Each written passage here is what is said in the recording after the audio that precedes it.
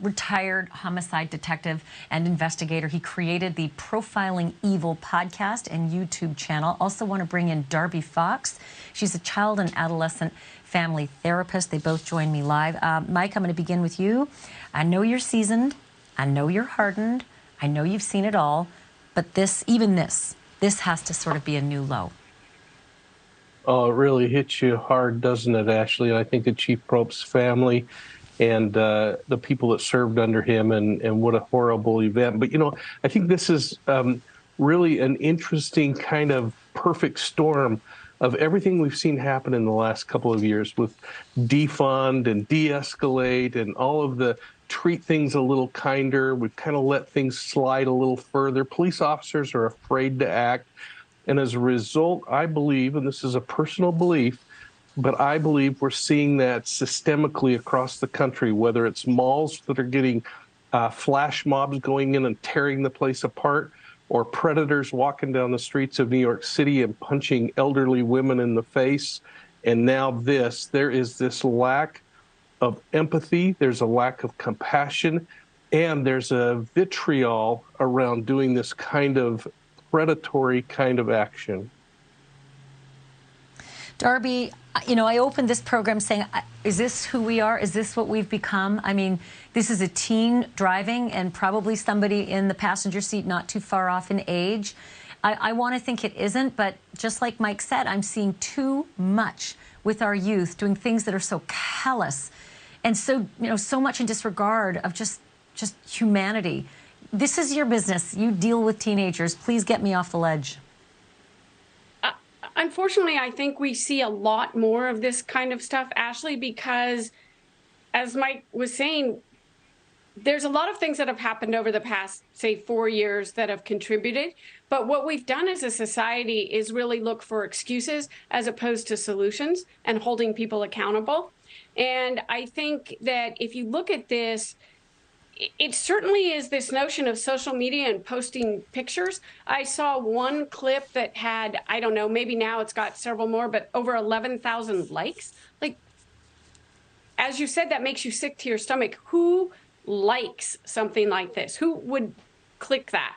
So I think it's really important that we realize there's a very strong disconnect between what people see on social media and how it interacts with them. And it enables us, when everything is external, it enables us to not be accountable, to not feel such great empathy or connection. And that is something that is very new. And then you have a teenager who is, you know, prone for risk-taking behavior and gratification developmentally.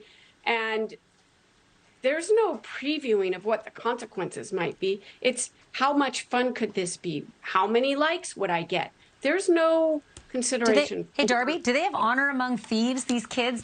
Like, that's one of my only things that I'm hoping they didn't inherit from their, you know, from the generation before them, the honor among thieves. Will that driver who's 17 get a squeeze play that will squeeze every single syllable of the passenger's name out? Because why protect that guy?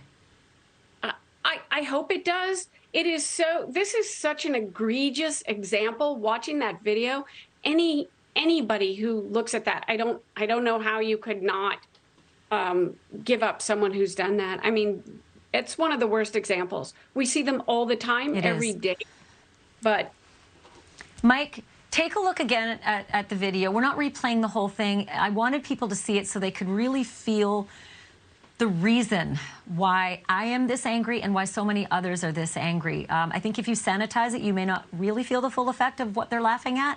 But Mike, there's a lot of detail in this video. And as a homicide investigator, I'm hoping that you can tell me what I'm not seeing on my own in terms of tracking these kids in this stolen car. I think the biggest thing that jumped out at me, Ashleigh, is number one, this was a stolen vehicle from everything I've been able to read. They were involved in multiple felonies before this, including multiple hit-and-run accidents. And I believe this car that they're passing right now, it's playing. They actually hit, yeah. And watch behind. You can see they run into the curb and they've run them off the road. Exactly. And so you have this already established behavior that they're reckless, they're violent, and they're looking for something, and they're finding a lot of joy in it. And you know what? You can say, hey, it's kids and they got a little carried away.